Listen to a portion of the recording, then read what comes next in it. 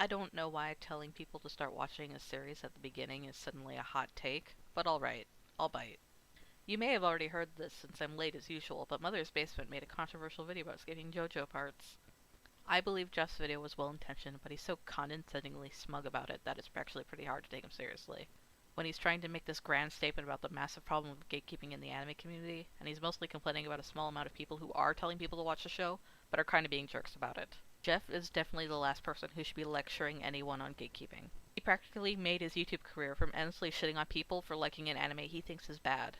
And in this very video, not even 2 minutes in, he is the one who begins gatekeeping who is a real JoJo fan. He even pulls the "us real fans" bit. Unfortunately for Jeff, the vast majority of fandoms are always going to tell newcomers to start at the beginning. JoJo is no exception. Despite what wrong things people are saying on Twitter, JoJo's Bizarre Adventure is a continuous narrative over the course of several decades, and each part ties in directly to the part that comes before it. JoJo is not an American superhero comic like Batman or Superman. There aren't hundreds of different continuities that require wading through to get the full story. It's a simple 8-part series. New watchers will be lost if they jump in randomly. Characters from previous parts play roles in later parts, and their inclusion hinges on you knowing who they are. It's not asinine. Araki himself has stated that the reading order is an order of release, despite Jeff claiming it's not important. People will try to claim that continuity is not an important part of JoJo's Bizarre Adventure, and they're wrong. Despite this, if someone decided to jump into the series when Part 5 is airing, I doubt most JoJo fans would actually care. Nobody would care if they jumped into Kingdom Hearts 3 or started reading a novel from Chapter 40 either, but nobody would actively recommend doing it because starting a story in the middle is a really dumb idea. And doing that increases the chances of someone not liking it. Wanting people to have the optimal viewing experience does not mean forcing them to sit through a show they obviously aren't getting into. This has nothing to do with amplifying the voices of gatekeepers, and this is just the reality that people aren't going to like every anime, even if it's super popular, and they shouldn't force themselves to try and like it for the fear of missing out. I'm going to be real nasty here and say that if you are incapable of getting through Phantom Blood, I have no idea how you're going to have the fucking attention span for the absolute slog that is Stardust Crusaders. I always hear about how people get filtered by Part 1, and it's never made sense to me. It's the shortest out of all the parts at 9 episodes, and it's the perfect length to tell Jonathan and Dio's story.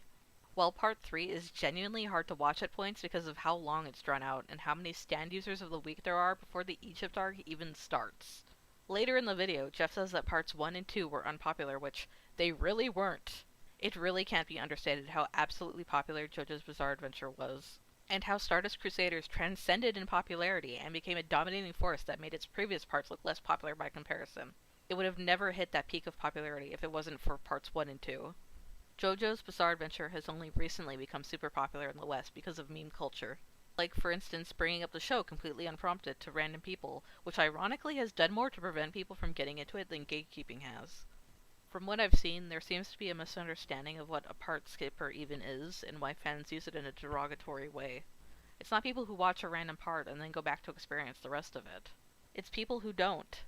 One of Jeff's points about gatekeeping is that by forcing people to watch the series in order, that makes it so that gatekeepers are preventing them from discussing JoJo.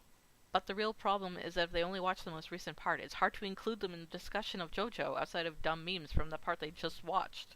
People don't want to talk about just a single part of JoJo, they want to talk about the entirety of the series because it's written to be a massive connected story. It's not about being allowed to talk about it, it's that nobody else wants to talk to them about it. Anyways, if you tell them to skip parts 1 or 2, then you're more likely going to tell them to skip every episode that bores them. So at that point, why would they even bother watching it when you could just give them a link to the wiki? Which most people who only join the fandom for the memes do anyways.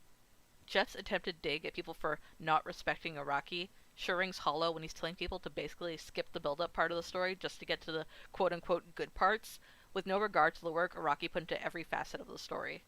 Jeff brings up Dragon Ball as an example of not having to watch it in order to understand the plot of Dragon Ball Z, and I don't think this comparison works because JoJo's Bizarre Adventure and Dragon Ball Z are not much alike. He says that Dragon Ball wasn't brought over until Z was already popular, but I remember watching the original Dragon Ball before Z. This might be circumstantial because I had an advantage over everyone else watching Z for the first time and already knew all the characters. I'm sure there were a lot of people who started with Z and went along with it, since it would go out of its way to explain everything to the viewer. Not to mention that people only really cared about the fights in Dragon Ball Z rather than the story, because when it came out, the people obsessed with it were actual children. For some reason, Jeff brings up Dragon Ball Z Abridged starting at a random episode as some sort of proof that context doesn't matter for Dragon Ball Z, when most, if not all, anime Abridged series are so far removed from the context of the anime that they're based on that I'm not even sure why he brought it up and is actually using it as a real argument in his favor. He claims that Z is popular and continues to be popular regardless of the West seeing or caring about Dragon Ball, but I'm pretty sure that both series are more popular in Japan and Latin America. So there's really no way we could know this for sure. According to Jeff, all anime pre-streaming were made specifically to attract new audiences based on them randomly stumbling on an episode on television. And that's literally the dumbest fucking thing I've ever heard. This was not intended. This was a limitation and a downside to being stuck on cable.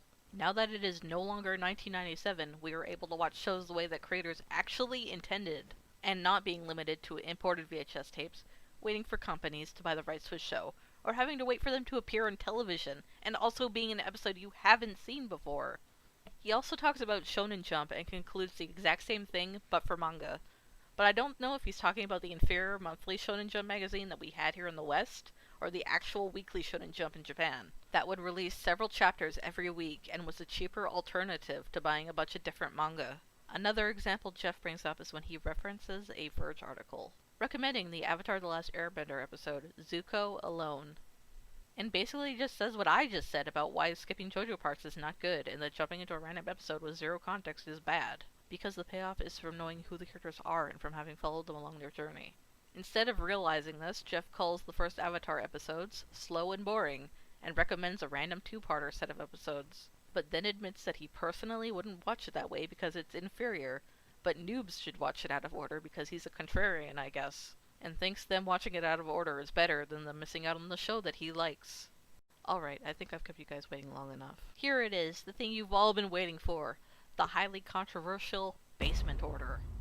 He didn't say it was his recommended watch order, he just said it would be an interesting way to view it for the first time. People are overreacting, but I showed it to my friend with the kind of, hey, look at this, you reserve when you're about to show them something truly awful. Even she, as someone who started at part 2, thought this watch order was awful. Jeff posted the watch order on Twitter expecting people to see it and then watch his video for context like some sort of fool. But to be fair, I also have the incredibly bad habit of posting shit online and not thinking about the consequences. Obviously, as soon as people saw the watch order he listed with no context, their eyes bugged out of their heads at how completely bonkers it was. Listing part 4 first and part 5 third, and then splitting 3 and interjecting part 1 between them is insane. The only way I can see this making any sense is if someone already into JoJo rewatched the series and pretended that this was their first time. There is no reason to do this because all this will do is confuse someone and they'll have to rewatch it in order anyways to understand what the fuck is happening. My friend was told to skip part 1 because it was boring, and when I told her to go back to part 1, she said, oh, it's only 9 episodes, and wow, now all those things make sense. And wow, Dio is such an evil little bitch, I love him.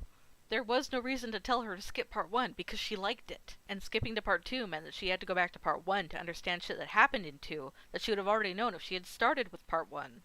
Alternate watch orders are stupid in general. They're always made by fans who curate watching experiences to appeal directly to the people that otherwise wouldn't be interested in it. In my opinion, if you have to basically trick someone into experiencing something, then it's probably not a great fit for them in the first place. If you respect the person or media you're recommending, it's better to allow them to experience it on their own and form their own opinions. They'll either like it despite the flaws that you were clearly trying to hide, or they won't and never would have. I'm not going to hold someone's hand through an anime and personally curate a viewing experience for them. I find the notion that you need to cut the crust off the old seasons to make it palatable for new fans that you're apparently babysitting is insulting to both their intelligence and mine. If they're going to find one part of JoJo boring, they're going to find many parts of it boring, and watching it out of order is not going to suddenly make them not bored by it.